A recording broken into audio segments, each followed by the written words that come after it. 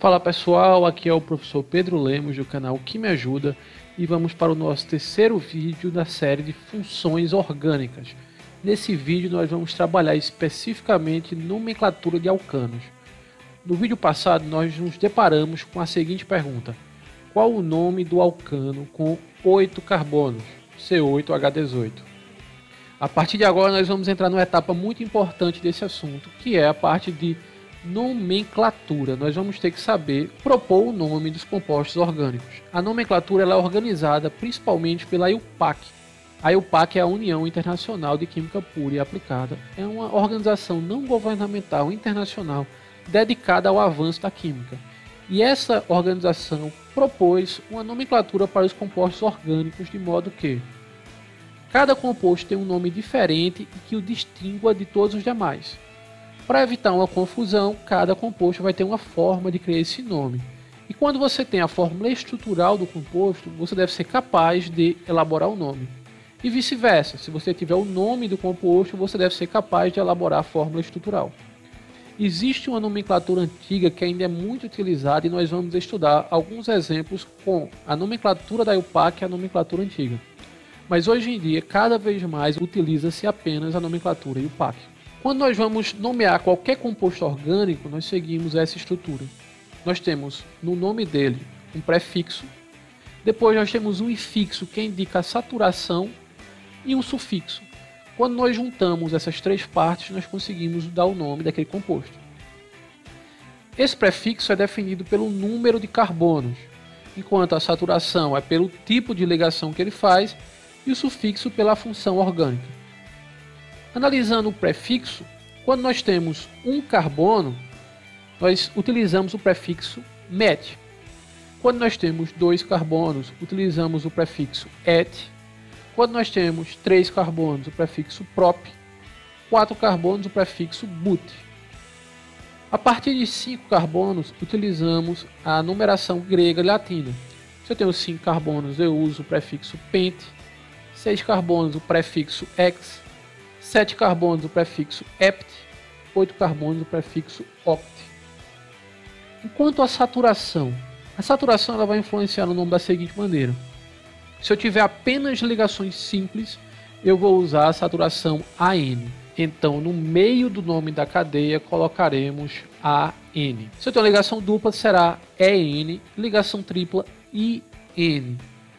Se eu tiver mais de uma ligação dupla, eu vou ter que indicar a quantidade de duplas. Então eu posso chamar de di quando eu tiver 2 ligações duplas, tri quando eu tiver 3 ligações duplas, se por acaso forem 4 ligações duplas, tetra, 5 ligações duplas, penta. E além desse prefixo di, tri, tetra, penta, eu tenho que indicar que é uma ligação dupla. Então fica di, 2, en, in, que é a ligação dupla. 3 ligações duplas, tri, 3 ligações, EN, que é a característica da ligação dupla. O mesmo vale para as ligações triplas.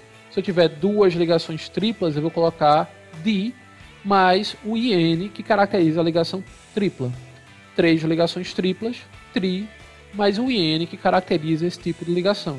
Além disso, nós vamos encerrar o nome de um dado composto orgânico com a função orgânica, que é o sufixo. Nós já vimos que funções orgânicas são conjuntos de um ou mais átomos ligados de uma determinada maneira que confere ao composto comportamento químico semelhante.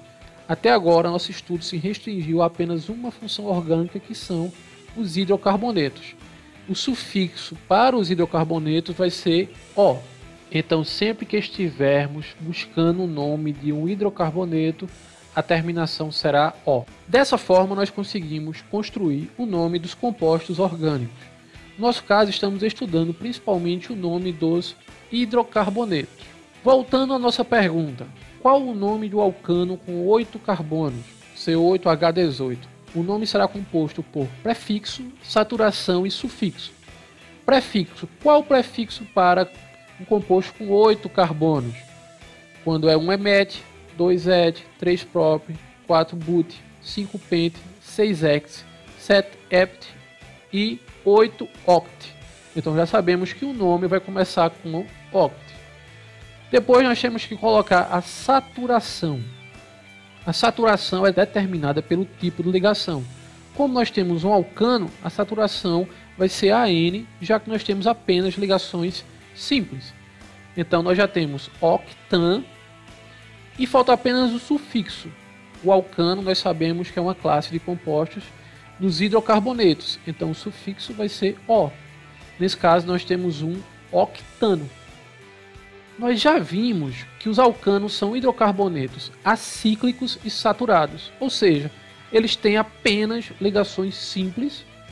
Então, ao considerarmos que os alcanos são hidrocarbonetos, que tem a terminação O, e que eles sempre fazem ligações simples, os alcanos sempre vão terminar com ANO.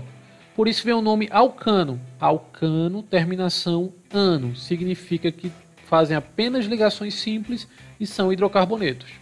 Vamos analisar esses 4 exemplos. Os 4 são alcanos, então o que vai determinar o nome deles vai ser principalmente a quantidade de carbonos. No primeiro caso, nós temos apenas um carbono. Então, um carbono met. Como é um alcano, terminação ano. O nome dele vai ser metano. Esse met ele vem do número de carbonos e o ano indica que ele tem apenas ligações simples e que é um hidrocarboneto. Segundo caso, nós temos C2H6. 2 carbonos, então vai ser o prefixo et. Nesse caso nós temos o etano. No terceiro exemplo nós temos 3 carbonos, então nós teremos o propano. E no último caso, 4 carbonos, utilizamos o prefixo but, então nós temos o butano. Pelo nome nós já podemos saber o número de carbonos, o tipo de ligação que eles fazem e a função orgânica.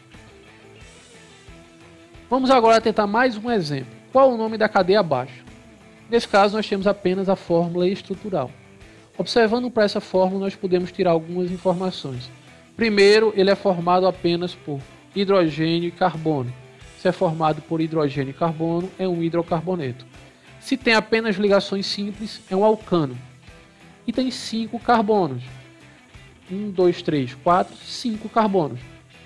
Então, se são 5 carbonos, vai ser o prefixo pente, e como ele é um alcano, pentano.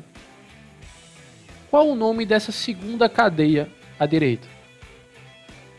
Se nós contarmos, também possui 5 carbonos. Então, se nós formos considerar a mesma regra que utilizamos para a anterior, também seria um pentano. Só que se você observar, as duas cadeias são diferentes. Não são a mesma cadeia. A segunda cadeia tem uma ramificação.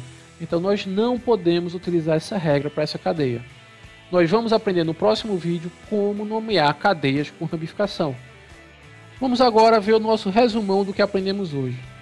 O que nós estudamos hoje principalmente foi a nomenclatura dos alcanos. Nós vimos que a nomenclatura ela é formada a partir do uso de um prefixo, que determina o número de carbonos, a saturação, que determina o tipo de ligação, e o sufixo determinado pela função orgânica. Nos alcanos nós vimos que, como eles são compostos formados apenas por ligações simples e são hidrocarbonetos, nós sempre vamos utilizar a terminação ano. Lembrando novamente, alcano, terminação ano. Nós vimos alguns exemplos de alcanos em que o que vai determinar o nome deles basicamente é o número de carbonos. Quando tem um carbono nós utilizamos o prefixo met, então temos o metano, 2 carbonos, etano, 3 carbonos, propano, 4 carbonos, butano.